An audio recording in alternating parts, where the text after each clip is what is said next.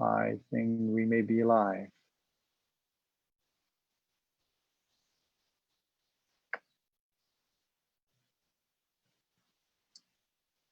Hi, dog lovers. Hi.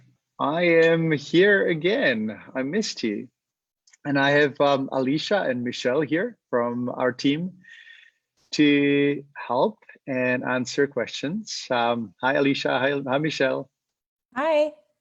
And we have Leah in the background, but she's not on screen today because she's just helping us with the technical stuff. Leah, are you still there? Maybe not. Anyway, as I said, in the past 30 days, I've been in touch much more and I've been recording videos and podcasts and staying in touch. And when the 30 days of giving ended, I was really sad that I didn't get a chance to connect every day. So, routine is habits and routines are big in our lives. So I decided to continue the habit and continue the routine and do at least once a week or broadcast on Facebook Live here. Today, I'd like to talk about diet, feeding, recipes, and also show you how to use Recipe Maker, how to create really amazing recipes. I know that many of you have been cooking, baking bread and making all these delicious recipes. We have had a chance to spend a little more time than we expected with our friends who were visiting us, and they got stuck in our house because they couldn't come back to Europe. Within a month, they have become master chefs, and I swear to God, they did not cook before this isolation period started. So it's been really lovely to actually see how we can up our ante and how we can improve our cooking skills. And today, I'd like to help you to improve your cooking skills for your dog. Now, I have prepared a few things for you. I have a little bit of a presentation, just kind of a summary of how I got to natural diet feeding and what you could, how much it makes sense. Second, I'd like to show you how to use Recipe Maker with regards to using some of the recipes that my staff has created in a little bit of a contest. And third, I'd like to answer your questions. And I know there will be a lot of questions. And Alicia and Michelle will be helping us to sort them out and make sure that as many questions as possible will be answered. So I'm going to share screen in a moment. And thank you so much for all your highs and hearts and everything that you're sending us. It makes me feel really happy that I can connect with you and that I can make a difference. Some people ask me why I'm doing all this. The major motivation is that I know what it is to live with a dog and how much we love them and how much we try to do the best we can to have them live as long as possible. So length of long, sorry, blah, blah, blah. Now I stepped on my tongue. The length of life is really important when it comes to our enjoyment of our dogs, but also health span. And health span is the length of healthy life, not just health of regular life, but healthy life. If you think of seniors, human seniors, they spent maybe 10 or 20 last years. Many of them spent them on drugs and in poor health. They cannot move. They have mental disabilities and impairment. And that is really not health span. Health span is when we can maintain health as long as possible and have good quality of life. And that's what I'm hoping for when it comes to our dogs as well. I am going to share a screen and let's see, bear with me just for a moment. Technology is always interesting. I want to introduce you to some of my teachers in life, and many of you may know them and some of you may not. This is Sky, and Sky was the first pet that I had that had been fed only raw and cooked diet. Before, I had my two cats, Mina and Marmalade, and they were initially fed kibble, because I believed that kibble was the best way to go. And then after that, I switched them to raw, and Mina lived until the age of 21. Unfortunately, Marmalade got into an accident, and she didn't live that long. But lucky enough, Mina was 21, and she taught me actually as well about raw food and natural food. So Sky lived a healthy, good age of 16. However, he still wasn't, I would say, in the past few years of his life, I think that his quality could have been better if I knew what I know now. And so we never stopped learning. I never stopped adjusting not only my diet recommendations and formulas, but also looking at ways of how to increase health span. If you have an aging dog anywhere from 8 years and up, and you would like to participate or apply for participation in anti-aging study and health and longevity study, Alicia and Michelle will post a link for you. So just remember that that opportunity will come up, and we will be doing some studies as time progresses. The next teacher, obviously, after Sky was Pax, and many of you know Pax. We call him Paxi Maxi. It's so funny how we invent nicknames for dogs. Anyway, Pax has had the opportunity to be on raw food since the age of 8 weeks. He was fed kibble by his previous mom. However, he was the first dog that I had that has been getting all the essential nutrients and supplements that I believe in, because I take them myself, and I recommend them to you and give them to Pax. He has been on these supplements from pretty much week 8, and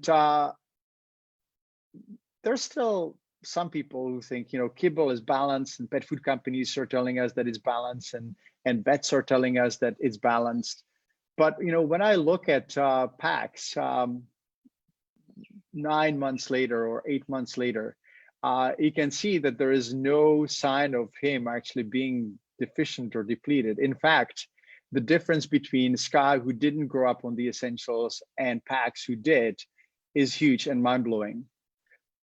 Some people tell me, Peter, but you shouldn't be even recommending any products or making products. How can I not, when I have the knowledge that that helps so many dogs, and when I see the difference? It's almost like having the best chocolate in the world and keeping it to myself and never sharing it, right? So that is the dilemma. Some people say that I sell products and that's not cool. And I say, well, I try to teach you, and whether you do buy or not buy my products, that's actually up to you. I still give you the information. We still have customer service that provides you help and support, no matter whether you are a customer or not. So that's actually what I love to do, just kind of giving the information and make it available for anyone who wants it. And it's not just about the products and supplements. But anyway, Pax makes me really happy, not only because he's such an energetic and lovely boy, but because he actually shows me and tells me that what we are doing is actually the right thing to do. And I respect other people's opinions, but that's what I do, and that's what I suggest. Believe it or not, this is me. When I was growing up, we had a dachshund. Her name is Gerda, and Gerda, her name was Gerda Strassenhof. Actually, that's what her full name was. My dad was into funny names. We lived about 16 kilometers away from Germany, and Gerda got a German name. Anyway, she was on raw food, believe it or not, and that was more than, I don't know, I'm probably like 10 years old here now. I'm 56, so it was 46 years old. So the funny part is that in the old days, in the Eastern Bloc where I grew up, we actually didn't feed kibble. There was no kibble. And suddenly I moved to Canada, and I realized that most veterinarians were recommending kibble, and I wanted to be like everyone else. So I started recommending kibble too, and completely forgot about Gerda until I had some challenges with my patients, and they were not resolving. And I started feeding raw food and cooked food on the recommendation of one of my friends. One day we were skiing and I was telling her about one of my patients that had ear problems. His name was Skokie, golden retriever, lovely 2-year-old. And Skokie had chronic ear problems. And his owner, Monica, or guardian, Monica, went to see a specialist. And the specialist said that we had to remove the ear canals of this poor 2-year-old dog. And I was terrified. So we were riding the lift with my friend, and she's saying, you know, maybe you should try raw food. And so we did. And in a few weeks, the Skokie was much better. And in a couple of months, Skokie was basically back to normal and his ears were perfect. So that was an aha moment. My goal here is to help you extend your dog's life. My goal is to give you the options. My goal is to show you how to make recipes.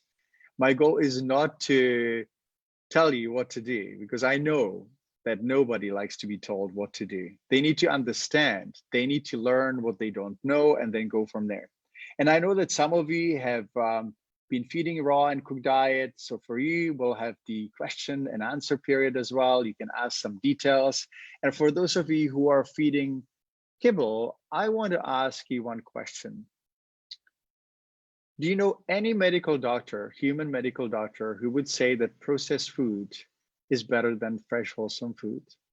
I don't, to be honest. I don't know any doctors who would say drink Coke and chips and eat processed canned food and never touch fresh food.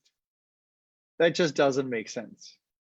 And the veterinary industry, including many of my colleagues, still recommend processed food.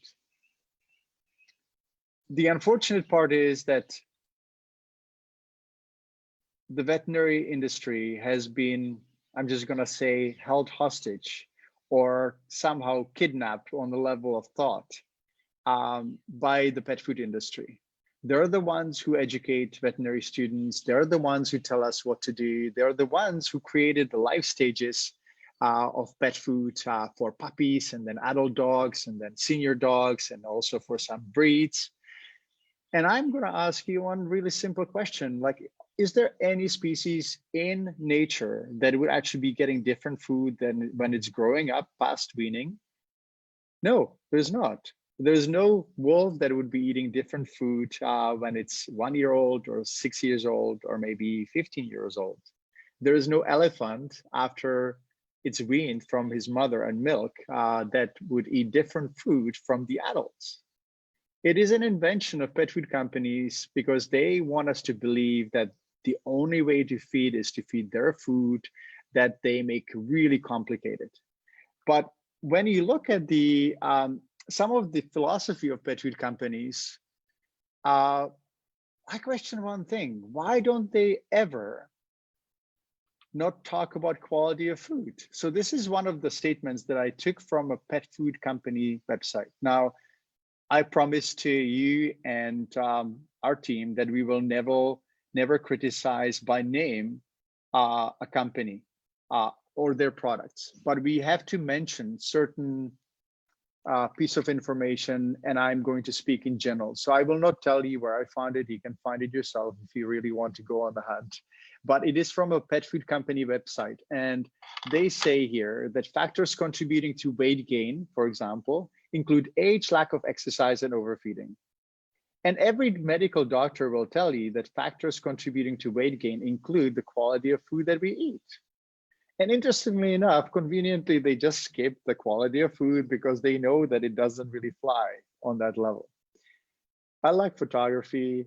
I like to play with photography. I sometimes contemplate over the pictures that I've taken. And this picture is one of my favorites because it has a whale, humpback whales, and one of the whale watching trips that I've done in the past.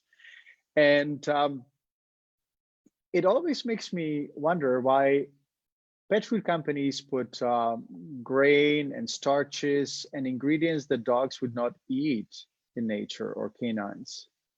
And how weird it would be if we were feeding whales hay, or if we would be wondering whether we should be kind of offering them some sort of food that they don't eat. Dogs have really clear dentition, canines. This is a dog that is intubated under anesthesia, having his teeth cleaned. But when you look at the teeth, dogs have incisors. They're in the front, similar to ours. Then the canines, which are the pointy teeth, and then the premolars and molars. And dogs have very well-developed canines, and then premolars, the 4 teeth behind the canine. The molar, you can see only one on this picture that is behind the large tooth that we call carnasal. I'm just gonna point here if that works. Oh, it doesn't work, the pointer here. Anyway, so you can see on the basis of their dentition that they're actually designed to shear meat off and crunch bones with the carnasal teeth. And they really can grind plant materials like grain and grass. When you look at dentition of rabbit, and I couldn't really find a picture of rabbit teeth, you can see that they have a lot of premolars and molars, but they don't have the canines. Their dentition is very different from dogs, and they can chew grass and dry plant material and grain. The intestinal length is also very clearly evident. Let's say the Chihuahua and a rabbit are about the same size, somewhere about there, or dachshund. But they have much longer intestine. When it comes to plant-eating animals, they have much longer intestine, and they can digest and ferment the food. Dog cannot ferment plant material as well. They sometimes do eat grass, but they're not going to. They don't chew. They don't digest grass and plant material as well. Another example is a cow. I see cow as a big lawnmower, nature's lawnmower. I love it when I'm watching cows in the pasture and when they just kind of go around and then they digest and then they process the whole food. They get the energy they need, and they basically, they're a composting machine. They have a bowel movement and they fertilize the field again. It's kind of amazing. It's a nutrient cycle in a nutshell when it comes to cow. They have big 4 stomachs that digest and ferment the food and plant material. They have very long intestines as well. When it comes to horses, they have long intestines. So, imagine a dog grazing in a field of wheat. That would not go very well. First, dogs and wolves would never do that. Number 2, they don't really have good digestive tract. It's not designed for grain. And I know that you may be thinking, maybe we should be feeding grain-free kibble, and I'll mention that as well. But first, I'd like to go to puppy formula that I, again, extracted from a website of a pet food company. You can see that the first ingredient is chicken meal, which you would think, okay, maybe that's all right. So that could be fed. And then we see whole grain wheat and oat groats and sorghum and corn gluten meal and grain corn, whole grain corn and pork fat and chicken liver flavor and flaxseed and dried beef pulp and fish oil. And you can probably see that there is something wrong with this. And I'm not even talking about the quality of food, but I'm quite certain that some of you have seen. Oh, my PowerPoint just stopped for a moment. This is the kind of wad of ingredients that pet food companies often use, but they don't want you to see that. They don't want you to visit their facility. And even if it was made from the wholesomest, best grain in the world and wheat in the world, it still will not be species appropriate. So we have 2 different issues: quality and species appropriate ingredients. What they can't do with these ingredients is they process it to the point where you don't recognize that it was this gross, right? And that's what they bank on. It's nicely kibbled, and the packaging costs probably more than the food that is inside, and that's what happens. You lose the ability to recognize what was put in, and especially when it's baked. They bake the food and they heat the food and process the food because they scare us of bacteria. But when you think of an average dog drinking from puddles, sniffing around, eating dirt, and sometimes even worse things, And most of them actually do that without getting sick. They have very strong stomach acids and very rarely succumb to bacterial infections when it comes to intestinal infections. And I have very rarely seen dogs that would get salmonellosis or campylobacter from feeding raw food. But if you are worried and sure about feeding raw food, you can always feed cooked food. Use common sense. Use what nature does. Go back to nature. When you have a question in anything in medicine, try to derive and extrapolate an answer from nature. Use common sense. And it is not common sense, at least in my mind, to feed our dogs grain or kibble or processed food, especially because human doctors never recommend processed food. And I've seen the effects of processed food. They say, and remember that little slide that said that obesity is due to exercise and overfeeding. It is also because of quality of food. We know that two humans will be probably very likely different body weight. And we've seen the documentary Super Size Me. And if you haven't seen it, it's very clear that what we eat matters.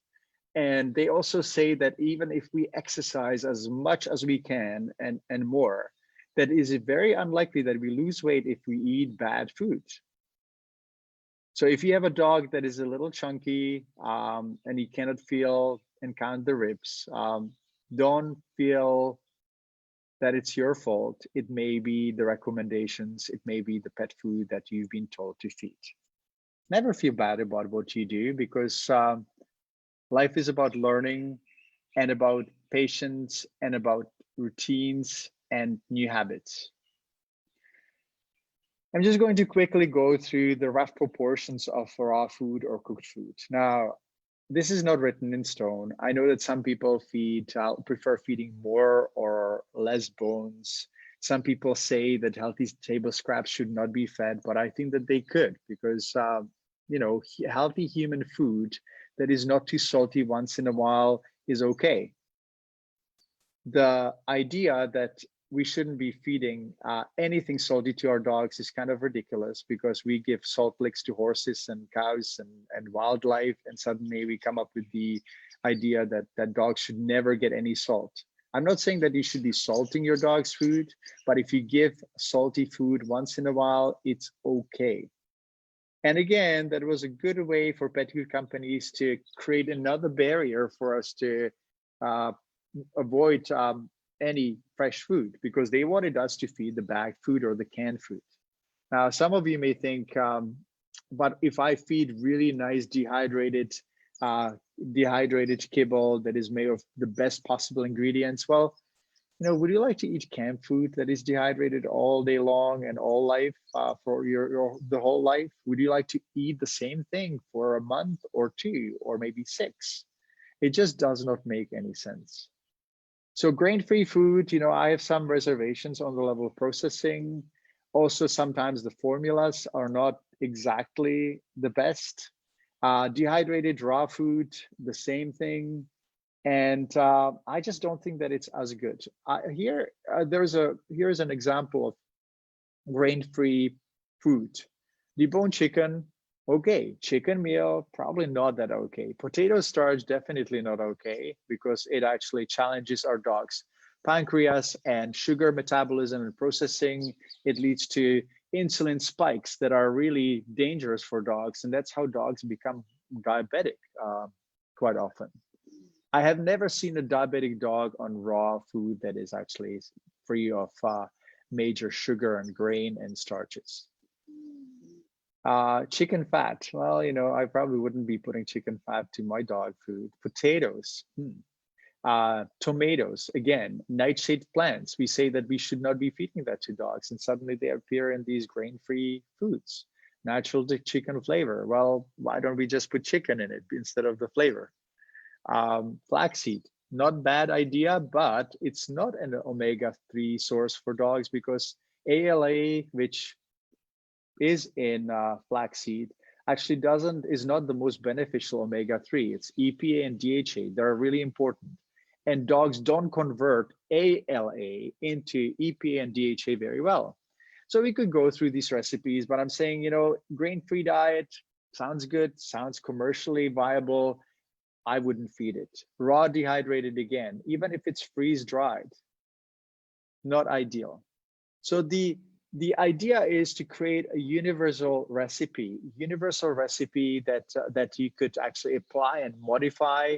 And that's why we created Recipe Maker. And I will talk to you about the Recipe Maker in detail, and I will show you how to use it and what to do.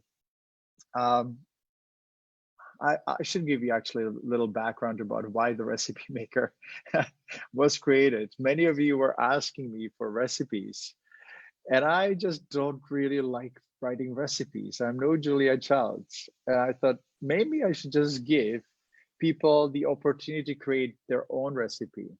And then I also asked my team to make the recipe using the Recipe Maker. So they have created recipe, and I will share some of them with you. And let me just stop sharing for a moment, and I will reshare in a brief little moment. I just need to find that recipe, those recipes. Just a second. I have that here, and I will share two of them. One of them will be Anastasia's, and one of them will be Julia's. So I'll just share these, open my screen. Shouldn't take more than a moment. Alicia, Michelle, is everything fine? The broadcast is okay and everyone is hearing me? Yes, thanks for checking, Peter. We're starting to get some questions come in, so we'll keep track of those for you for a little bit later on. Great.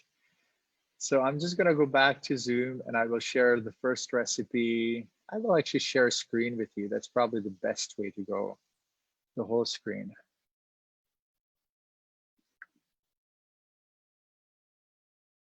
Minimize.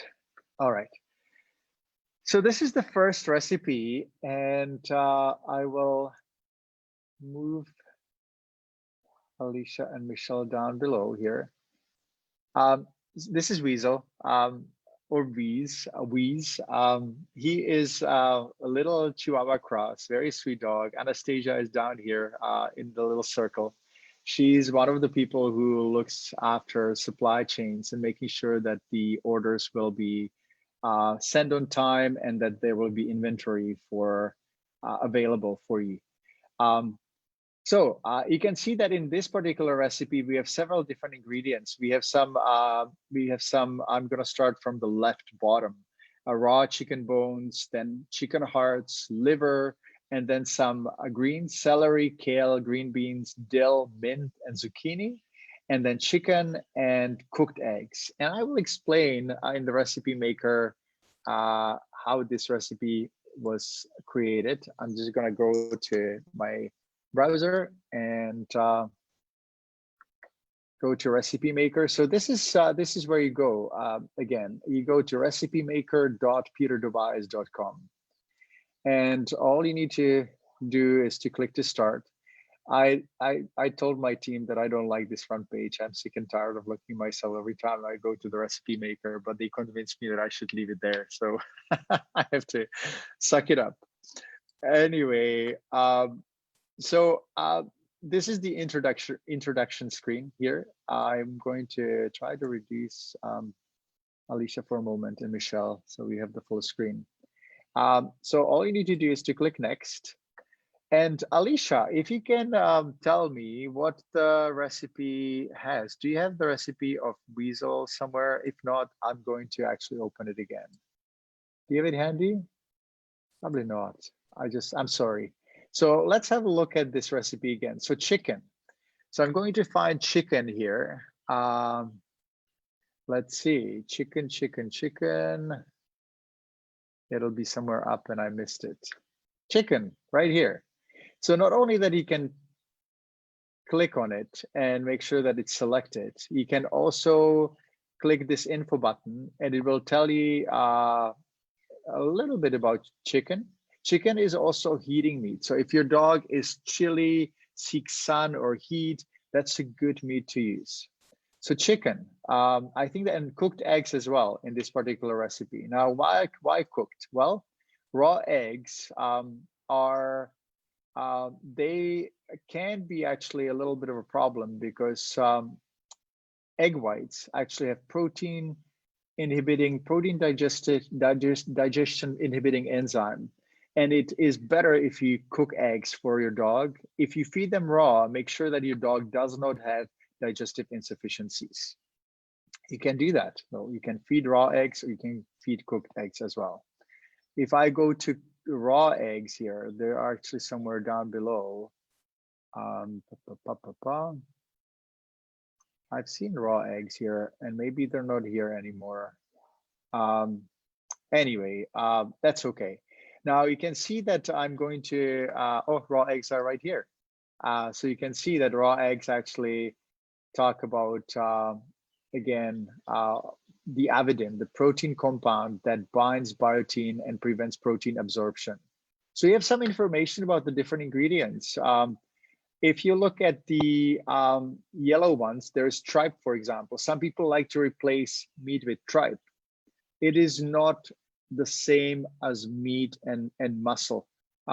Tripe is quite collagen rich, it's fiber rich, but it is not nutritionally the same. So if you try to save on your dog's food, do not feed tripe as meat. It can be cooked raw or it can be cooked or fed raw, but it should not be replacing meat. I'm going to go next to the next step here. And there are some greens on the recipe. So I'm just going to add some greens. I'm going to add some bok choy. You can see that arugula is yellow. So let's have a look here. It says that arugula is goitrogenic and it can disrupt the process of production of thyroid hormones. So again, you can feed a little bit, but if you have a hypothyroid dog, that probably is not a good idea. We can, how about broccoli?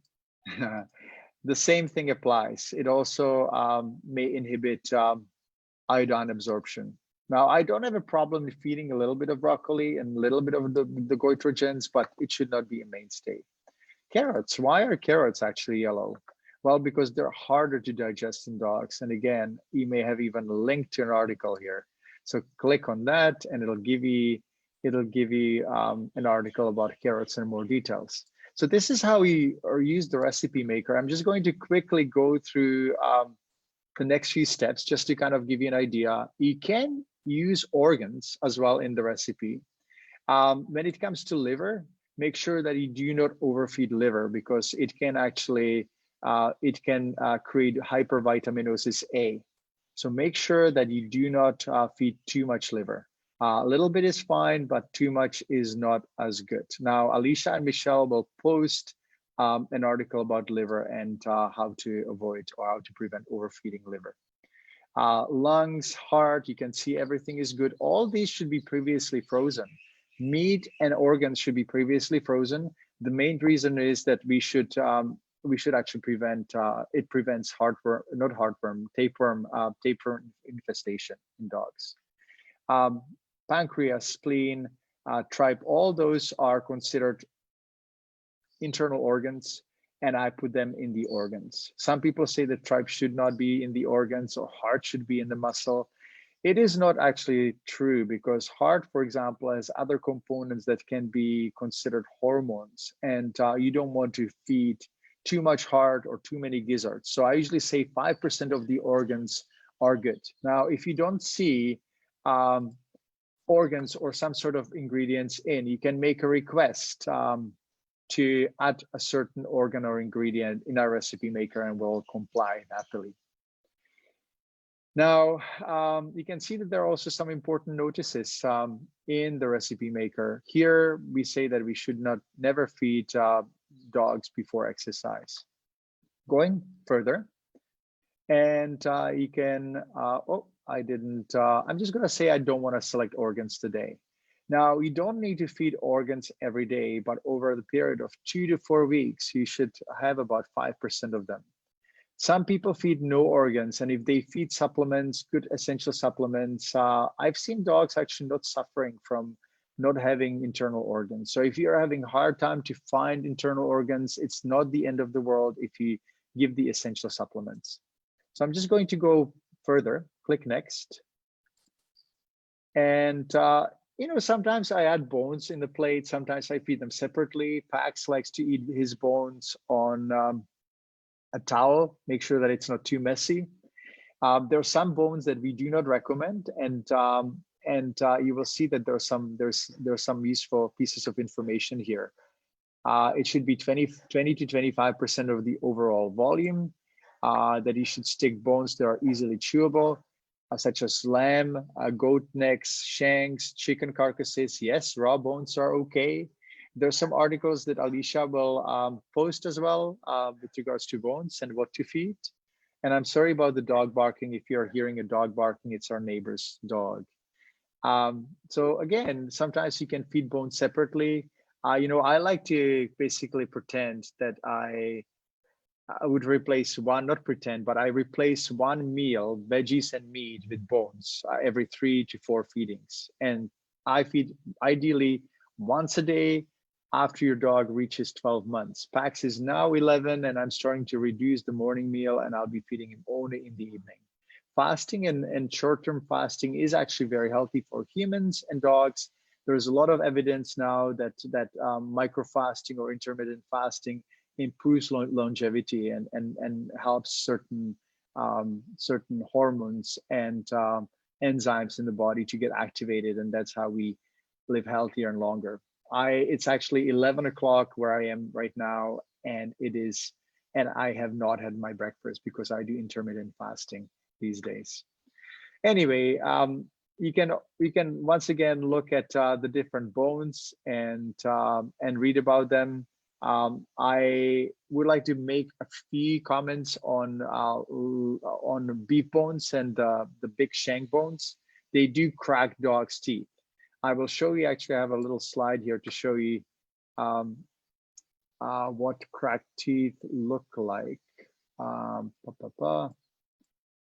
Here is actually, this is what I mean. The marrow bones, they're too hard for dogs to chew on, and they often crack their teeth. And this is what it looks like. You can see that little fracture right here. There's a little bit of a slap, almost like if you chip off a little piece of slate, and that exposes the root canal, and it results in losing teeth.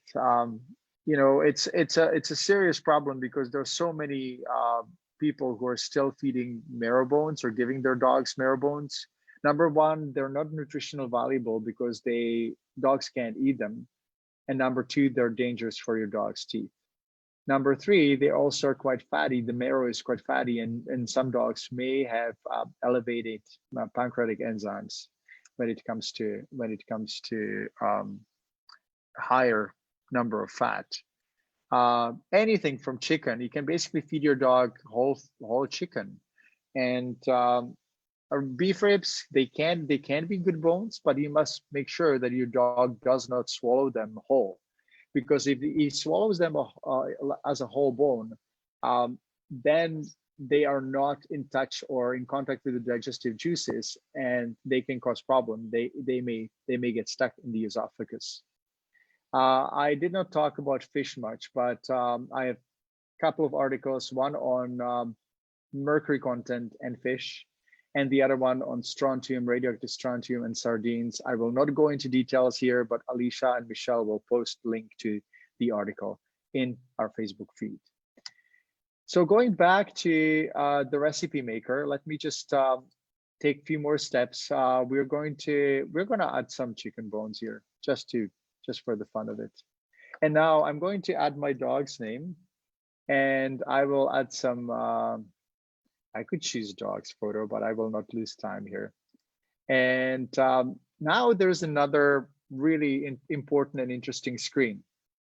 You have to, I think that I didn't enter a body weight.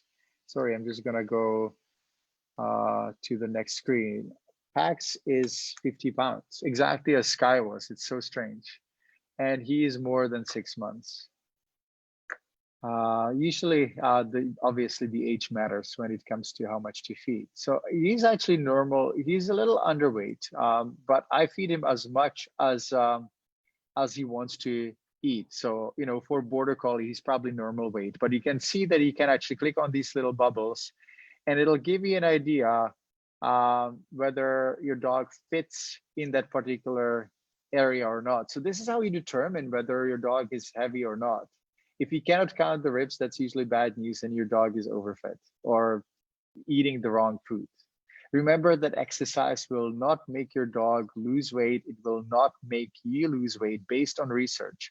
There's this amazing book for humans, which is called How Not to Diet.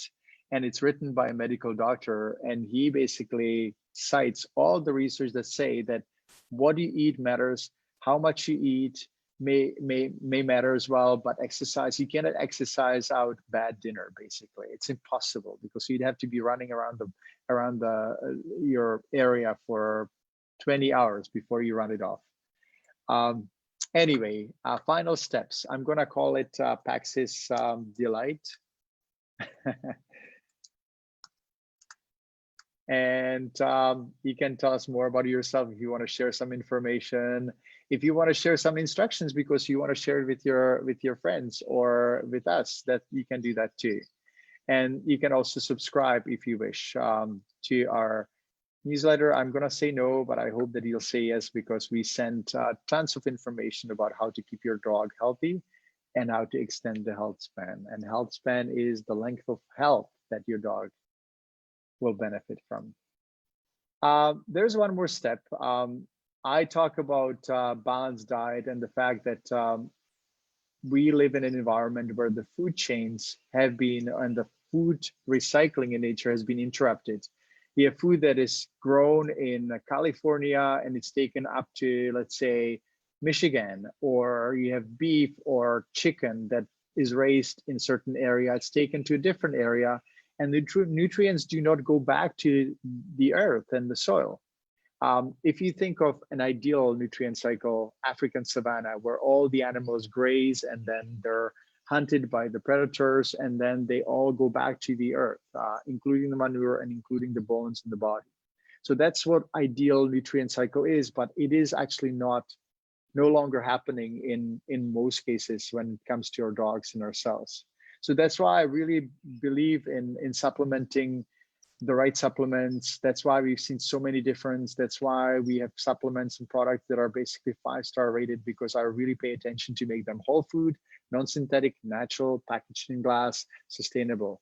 But that's not what I'm here to talk about right now.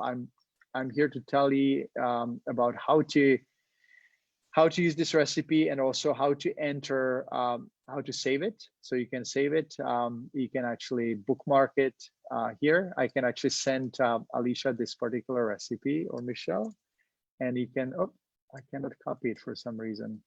Oh, I see. I cannot, oh, link copied. It says copied. Alicia, I'm going to go to discussion here on Zoom and see this. Just there's a chat, and I'm going to copy the link. And guys, can I go to the link? Ish. But you have to adjust the body weight. Remember that you'd have to adjust the body weight and repeat the recipe. Okay.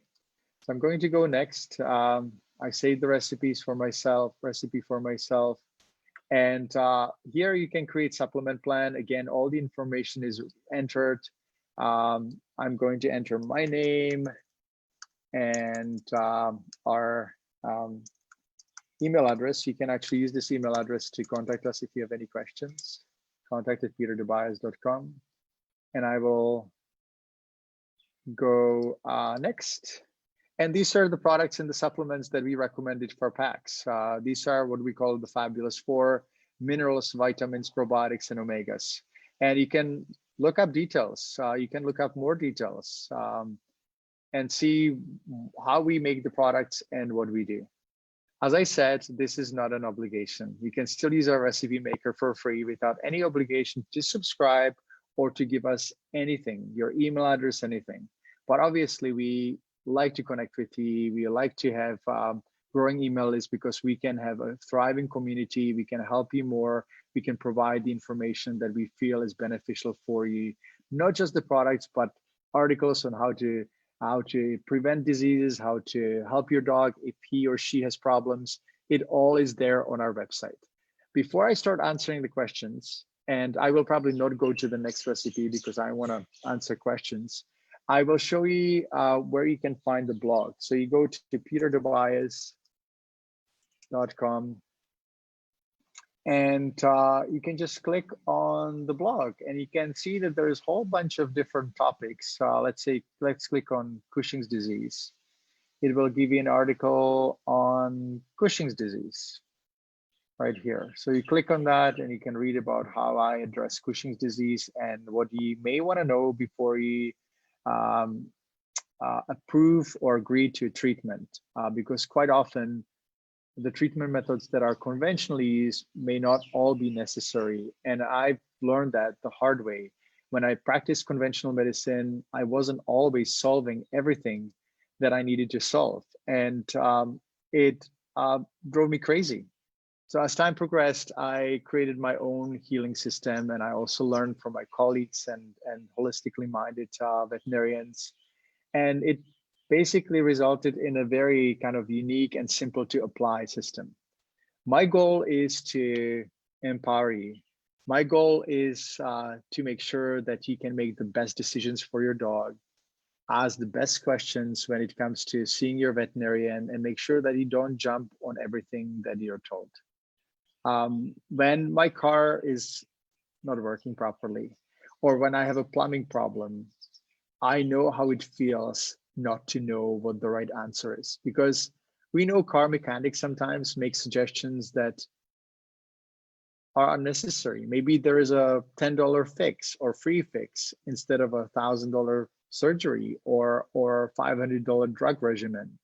And this is what I want to teach you. When I sold my practice and when I started writing and publishing and doing the work that I do now, my main goal was to create a sustainable system where I can offer free information available for anyone, anywhere in the world. And that's what I love to do.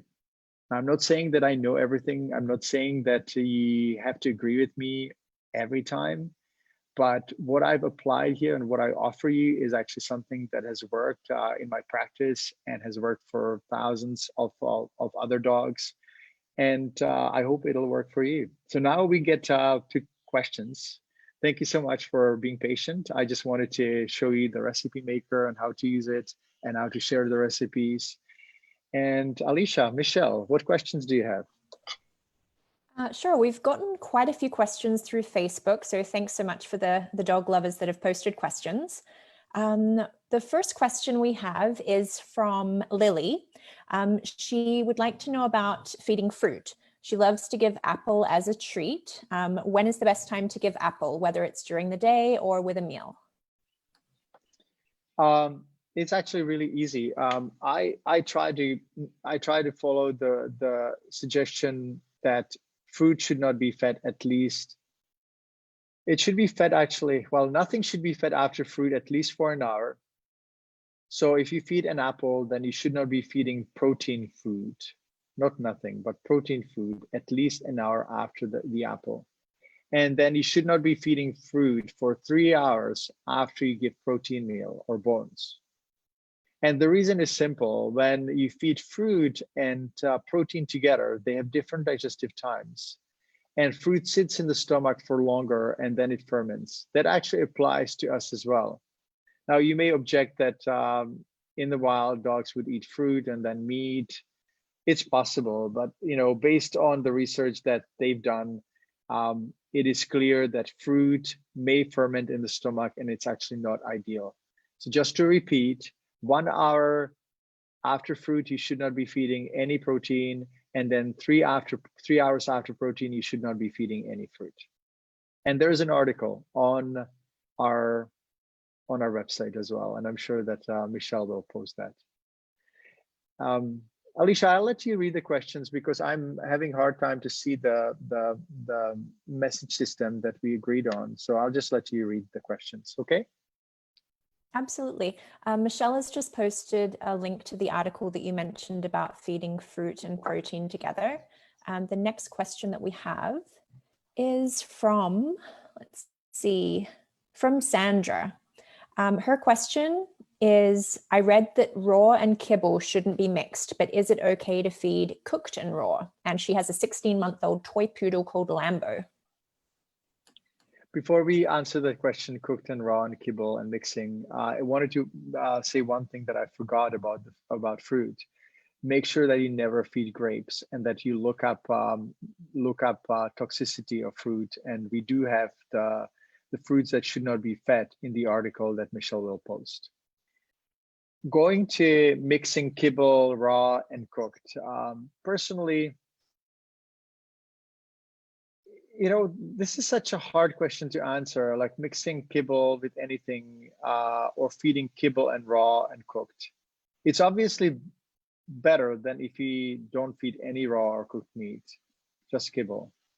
And I know that many of you who are listening still feed just kibble for financial reasons or convenience reason.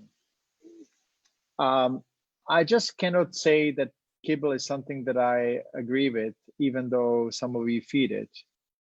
But as I said before, I don't want you to feel bad about making that decision. It's your decision. It's similar to us putting the right fuel in our car, whether it's gasoline, electricity, or diesel.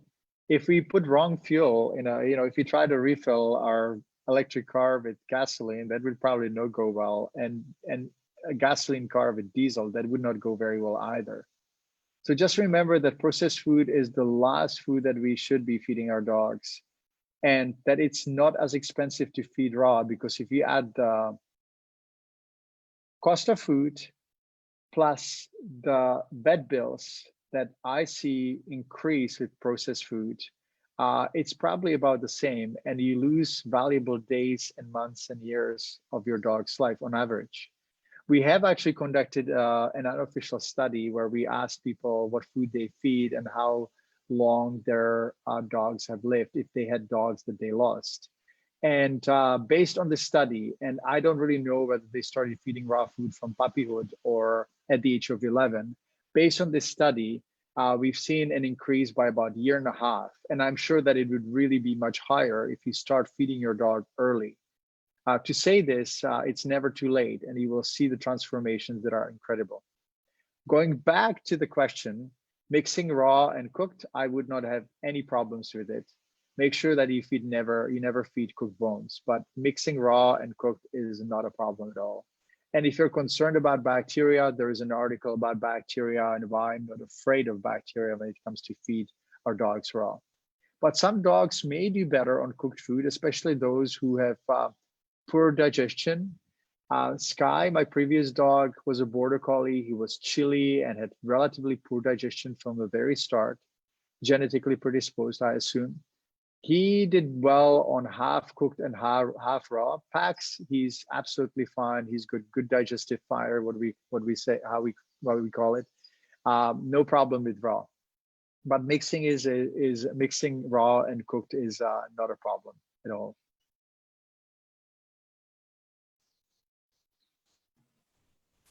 Peter, we have a question from Jamie, and she wonders, what is the best source of carbohydrates for dogs?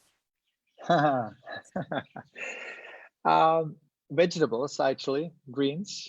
Believe it or not, there is enough carbohydrates. This idea that dogs need carbohydrate source is a little, they do to a degree, but they don't need as much as we'd like to believe. So when you feed 25% vegetables, it's okay. And if you really look at some starchy veggies, you can feed yams, you can feed pumpkins and squashes. I sometimes like to add quinoa. I like to add cooked lentils, cooked quinoa, of course, cooked lentils. Some people are concerned about the notion that lentils may be causing cardiac disease in dogs. Number one, there is no definite proof. There's some suggestion that that may happen when you feed vegan or vegetarian dog food or grain-free dog food that has a lot of lentils and legumes. But if you feed meat and legumes and vegetables, it should be fine. So I've been experimenting a little bit with adding some lentils and beans and quinoa in Pax's food. because I sometimes feel that when you feed meat only or meat and veggies only, the dogs get kind of overwhelmed with the richness of the food. Also, there is another problem that any meat has higher toxicity level.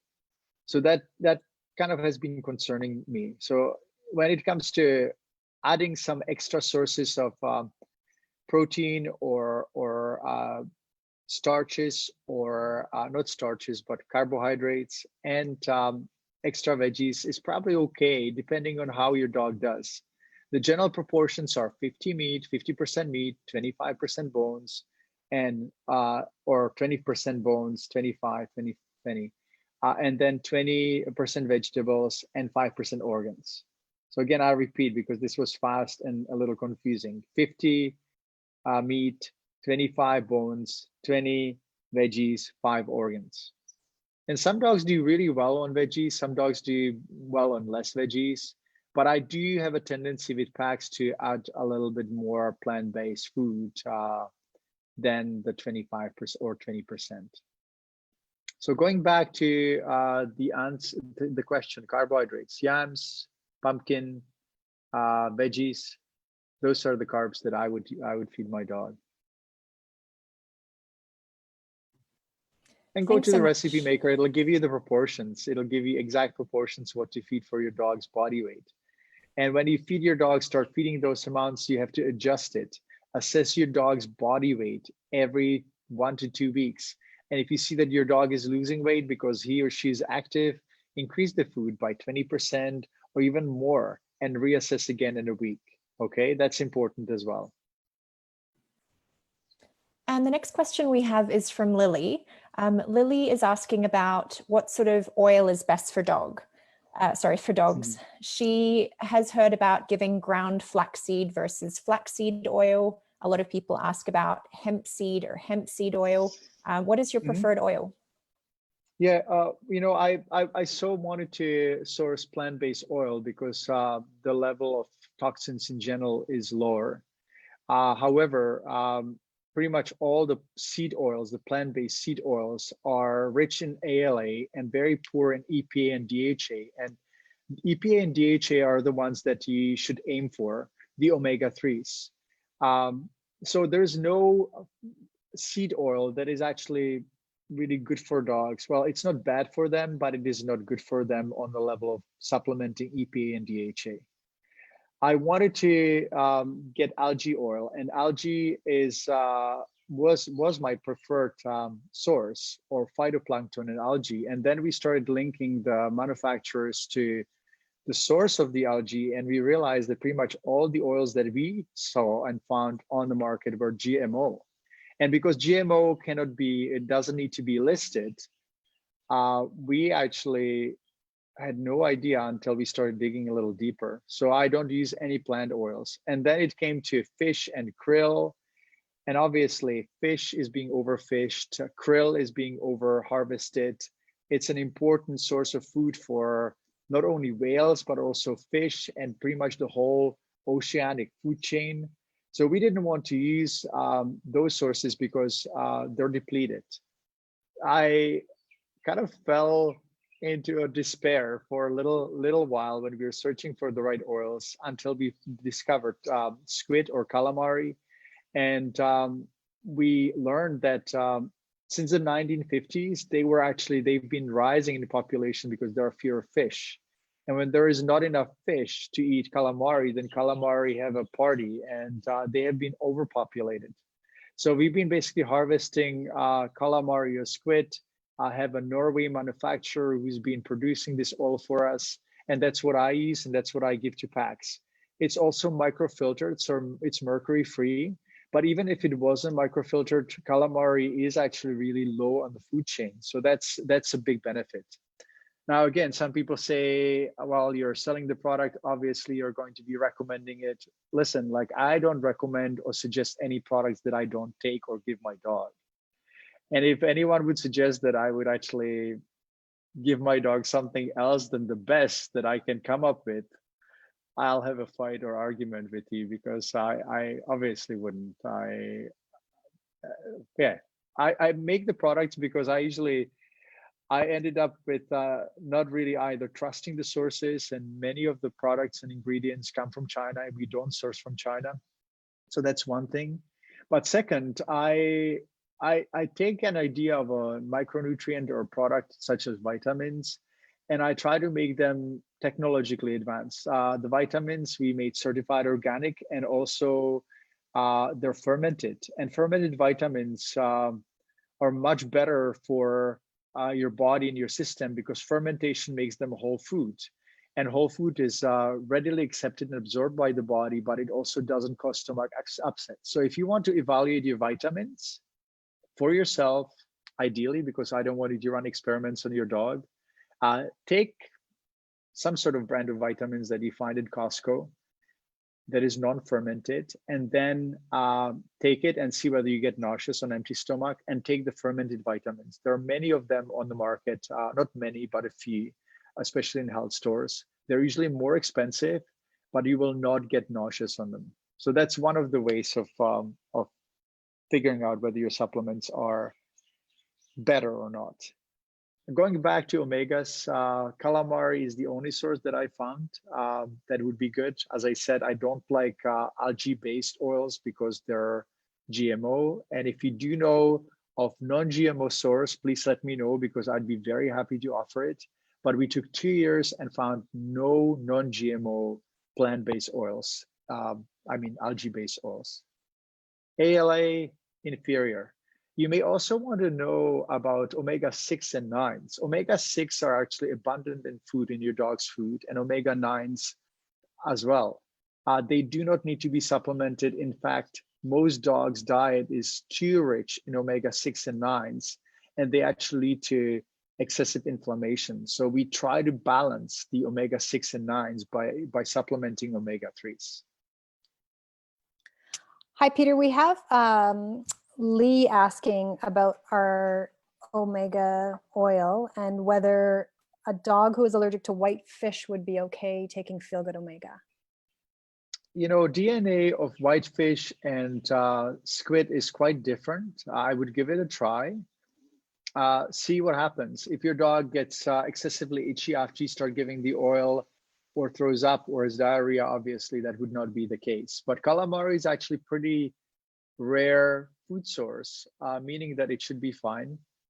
You know, many processed pet foods contain fish, which means that dogs can get hypersensitized. I would also recommend reading some of the chapters or articles on allergies, because many dogs get itchy because they have musculoskeletal issues. They chew or scratch, and people mistakenly believe that they're allergies. Not all dogs, but many dogs. Again, there's an article on my website. I should remind you that if you have any questions, you know, many of my friends text me or call me and say, hey, my dog has this or that, what shall I do? So I usually send them a link to the article. I say, read it and then call me back. So just remember, before you email us, because we have hundreds and thousands of questions. Alicia, how many questions do we answer for free every month?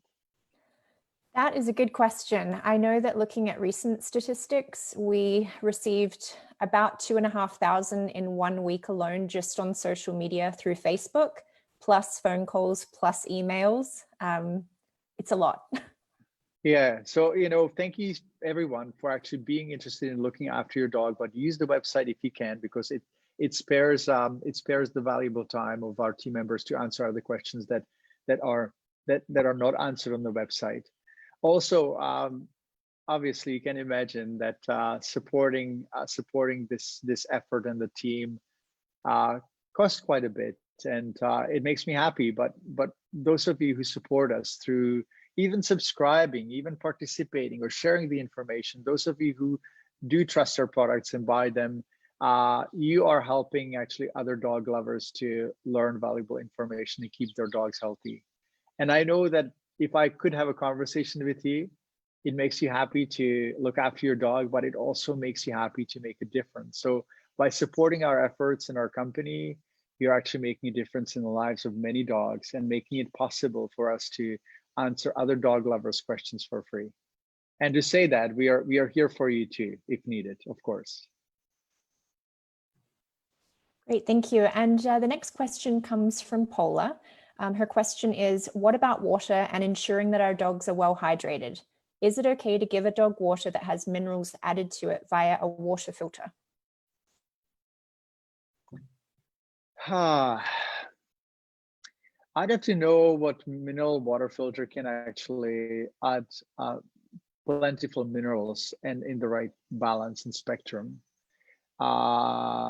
I know that some systems like reverse osmosis systems will demineralize the water and then they will add the vitamins. But I question the efficacy of that. We would have to go into research how efficient these systems are. Personally, I stopped using a reverse osmosis because I think it's kind of denaturated water on some level. And it removes the minerals, it removes impurities, but it also removes minerals. I like to use filtered water, number one. Carbon filter and the regular, it can be even several levels of filtration, but I don't like reverse osmosis. I also don't like and never recommend distilled water because it's demineralized and it's considered, funny enough, in medical school, we were told that distilled water is toxic. And I see some websites and some recommendations for distilled water, it's dangerous because demineralized water will actually leach your body of minerals. So it's not a good idea to give distilled water. How to make sure that your dog gets enough water? Offer it and change it frequently, at least twice a day. Sometimes if your dog is hot, add ice into it, offer it to your dog, have a command to say water to make sure your dog doesn't forget drinking when he or she is excited chasing butterflies. That's what Pags does. And if your vet tells you that the dog is dehydrated on blood work that you run, please make sure that you add some food in, some water in food. Hi, Peter. We have a question from Michelle. She has a 10-month-old golden retriever a 9-month-old golden retriever they've tried feeding raw, but the dog is just not interested, keeps walking away from the bowl. What would you suggest? Mm-hmm. Really simple. If your dog is healthy, number one, there's no dog I know would die of hunger. Okay, so that's number one. Number two, dogs can fast for days. Number three, if your dog doesn't like eating raw food, cook it first and then gradually make it raw. And number four, don't be afraid to get your dog hungry a little bit. It's good for longevity. It's good for the activation of certain enzymes, which are actually known to boost health and longevity. Fasting is amazing. And even for a 10-month-old puppy, most likely your dog is not hungry enough. But if you really have a hard time to see him not eating, and many of us have probably an Italian gene in our family or something, or in our blood, in our cells, we like to feed our dogs. We express love through food. Manja, manja, manja. So try different experiments. Either fast or cook or mix the food with whatever your dog eats now. And don't be afraid to fast. It's healthy. Not a problem. Thank you. The next question, I've actually got two that I'll try to combine into one segment. We have Michelle, who has asked, when raw bones aren't available, is there a safe chew that you recommend? Something that satisfies the chewing urge and cleans teeth. And I'll partner that with another person who asked about antlers or horns. She said that her dog was chewing on one for a few days, but now it has a loose front tooth. I love you, Alicia. Alicia, you always can make such a nice summary of the question. If I only could make sure that I remember everything. So the first part was about when bones are not available, what to do, and then antlers and other chews. That's right. Thank you. Correct? Yes. Let's keep the question smaller because I know that you have probably better memory than I do. You're many years younger. So number one, but thank you for summarizing it so nicely. If raw bones are not available, find raw bones.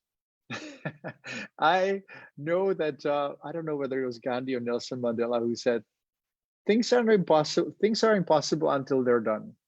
And often it happens, and maybe just because I grew up in the behind the Iron Curtain in the Eastern Bloc, we have learned to be so resourceful. When something wasn't available, we just made it or made it happen. And I do notice that when we are used to the convenience of stores and just kind of like going to the store, oh, they have it or they don't have it, we don't really search further. I'm sure that there is a way. Get bones by deboning. You can basically feed your dog just regular meat with the bone in it.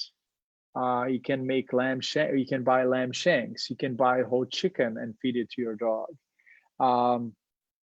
I wouldn't really say that there should be many alternatives for bones, because bones have also nutritional value. Antlers, chews. I don't really like the skin chews and rawhide chews. Often pet stores say that they are natural and not preserved. I don't really believe it. I also don't believe the origin of these rawhides, because they don't have a label. They're not regulated. They can come from anywhere in the world. And they sit in the baskets in a pet store forever. They don't spoil. They don't get moldy. Why? How? Regular food, good food actually should get spoiled if it's not frozen. And if it doesn't, even if it's dehydrated, I think that it shouldn't last as long as it does. So I don't really like the rawhide chews at all. When it comes to antlers, PAX loves them. They do have some hormonal content. So, I would say don't replace bones completely with antlers. I don't have a problem feeding them or giving them on occasion. But if your dog is really strong, they're a little harder than the bones that we recommend on our recipe maker. Make sure that your dog does not fracture his or her teeth. If he's really strong, like you have a large sized dog, and he really tries to crack those antlers, it may be dangerous. Thanks, Peter. I have a question from Christine. She's wondering about eggshells. Is it okay to mix in with the meals? Is there any benefit to doing that? Based on what I know, and I don't have any research studies handy, based on what I know, eggshells are not as bioavailable as raw bones or calcium from plants. So again, it may not make a lot of sense. If you are not giving bones, and that's something that I forgot to say, that we do have Green Mint, which is our calcium and mineral supplement and amino acid supplement. You can give those. If your dog is old or doesn't have any teeth or has sensitive teeth, if you give a Green Mint, you will be able to provide enough minerals, including calcium, to keep your dog healthy without bones. Thanks, Peter. You're welcome, Michelle. And the next Let's question. do 10 more minutes, 10 more minutes minutes? max. Yes, we'll just Perfect. kind of give ourselves a little target before I lose my voice. Sounds like a plan. The next question we have is from Theodora. The question is white rice good for dogs? My dog loves eating home cooked meals, which are made up of rice and chicken. Yeah, white rice is one of those hyperglycemic foods. They have done some research, and again, I think that information is present or available in How Not to Diet book. They've done some research, and they discovered that after white rice, your sugar levels spike as much as if you ate basically sugar or other sweets. Not good for people, not good for dogs. I know that many dietary recommendations for diarrhea include white rice. I don't like white rice for diarrhea. I like feeding squash and pumpkins instead when your dog has diarrhea. And there is an article for diarrhea. So white rice, definitely not a good idea. When it comes to, I would actually replace it with quinoa if you do like it. And if you do really want to use rice, whole wheat rice is better than white rice. There's another problem though. Rice does contain arsenic. It's grown in water, and especially in Asia, the waters are polluted, which results in higher levels of arsenic. If you want to know what your dog's arsenic levels are, you can do hair test, which is a very inexpensive method to check levels of heavy metals and also arsenic in your dog's food and in your dog's body. We dissolve the hair into plasma and then count the elements, ions of the particular elements. It's very accurate and very inexpensive. And it's called HairKey Test, hairkeytest.com.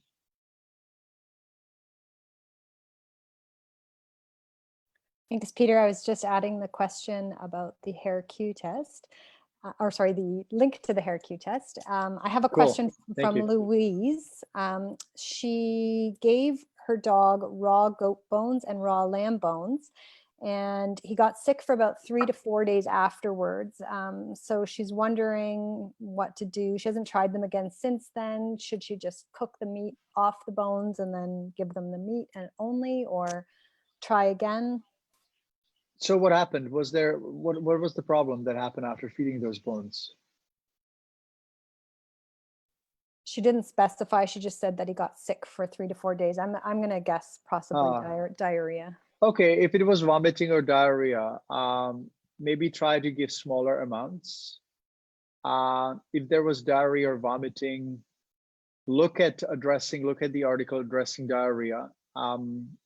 Sometimes dogs have diarrhea when they get food that is quite rich and they don't have the ability to digest it. They're not used to it. You can use digestive enzymes or just put a little bit of apple cider vinegar in a small amount of food before you feed the bone. Try different bones instead of lamb bones because they can be a little fatty. And if your dog does not tolerate bones and you tried the basic corrections, I would say maybe just don't feed the bones. But bones have another, actually, Michelle, you're nodding, and I just realized that I want to add one more thing, that bones are extremely important for protecting your dog's teeth. I don't really like the idea of putting our dogs under every year or every 6 months. Not a good idea. At the same time, bad teeth, if your dog has bad teeth, that can be really dangerous to the heart and liver and the teeth themselves and general inflammation levels in the body. So it can lead to a whole slew of problems. I combined, and this is I'm so proud of it. Sky was 16 and he never was put under anesthesia for dental cleaning. And I was just basically hand scaling his teeth and I was giving him bones. But pretty much every dog that gets bones still needs some hand scaling in the front area, the canines and sometimes the incisors. If your dog has bad teeth and has tartar buildup, you do have to scale them and under anesthesia most likely, because there's hand scaling is one thing. You can maintain them when there's a little bit of buildup, but once there is a certain degree of inflammation and buildup, you cannot really do it without anesthesia. So there's a blend of bones, hand scaling, and anesthesia, dental prophylactic treatment when needed. As I said, I managed it without anesthesia, but it's very rare unless you learn how to scale your dog's teeth. Because you have to do it every 1 to 2 months, basically. Just kind of check and scale a little bit, and that works. Pags just came. I think I'm gonna bring him over to say hi. Just a second. And Michelle, I'm hearing you, so you can read the question in the meantime. Okay, I think we just have time for one more question. And it's from Linda, who is wondering about recommendations for diet for dogs that are prone to pancreatitis. Hi, Pags. Oh, I would cuddle him all the time. And he's such a cuddle bug. Where have you been? What have you done? And while you're having some cuddle time, Peter, before we jump into this last question, yes. If I can just encourage all dog lovers, if you're on Facebook, definitely feel free to send questions our way. But if you go to our website, there's a search button in the top right-hand corner. You can enter a keyword and get immediate free access to all relevant articles to topics like this one, pancreatitis, that you might be looking for. So feel free to use that and enjoy all of the free educational information. Thank you, Alicia. Thank you, Michelle. And before I give you the talking stick, I just wanted to say thank you so much for sharing as well, whether it's this broadcast, this Facebook Live, or any information, any articles, Facebook posts. We will be active also on Pinterest. We are slightly active on Instagram. I don't really do Twitter much because it's just too much. So we just had to choose where we're going to be present. But thank you so much for sharing and helping in that way, and caring and loving your dog, of course. Caring for and loving your dog. Michelle, what is the next question? We have 3 minutes, so I think that's probably the last one. Sorry, I'll just repeat it. So it was a question about a dog who is prone to pancreatitis.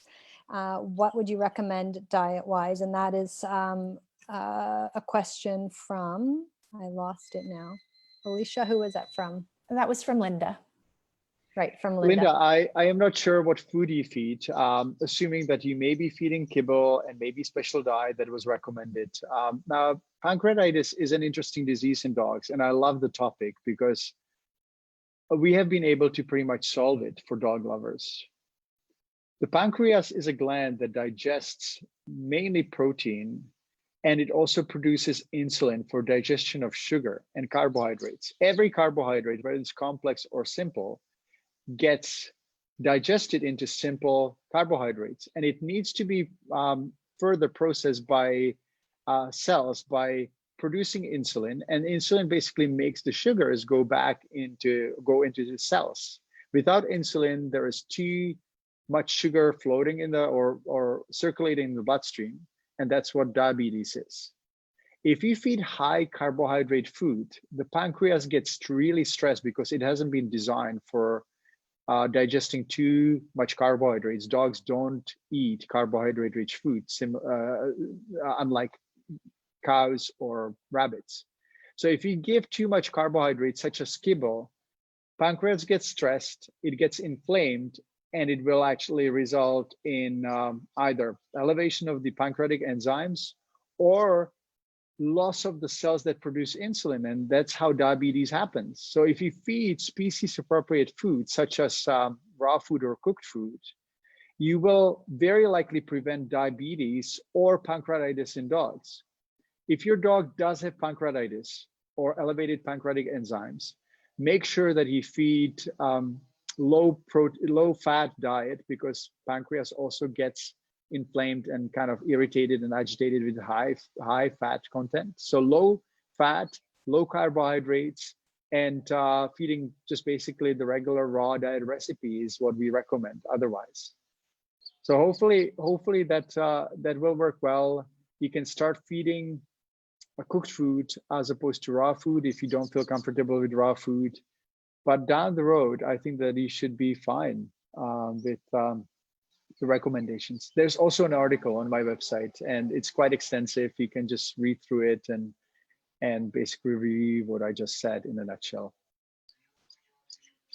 Thank you, Peter. I posted the link for that article as well. I'm so happy. It makes me so happy that we can be here. Everyone, I hope you're safe and that you're surviving and making the best out of this strange time apart from each other. It hasn't been easy, but I am starting to feel that there are some pros of this difficult time, and that is that the earth got a break, that the environment is healing, that we got time to spend with our dogs and with our loved ones and cook and crochet. And I don't crochet, but I would learn if I knew how or if I wanted to, but I have many other things to do. That we are more active, maybe going for walks, and just kind of getting used to simpler life. It's not always about running around and traveling around and flying around. So this is a reminder that we can enjoy this time, and I hope you're safe and that your family is safe. And if not, wishing you quick recovery. And I'll be back next Thursday again at 1 p.m. Pacific, 4 p.m. Eastern. And in Europe, unfortunately, it is night. So you most likely are watching repeat or replay. Thank you, Alicia. Thank you, Michelle, for helping as well. My Thank you. pleasure. Thank you. We will see you soon. Take care. Bye-bye.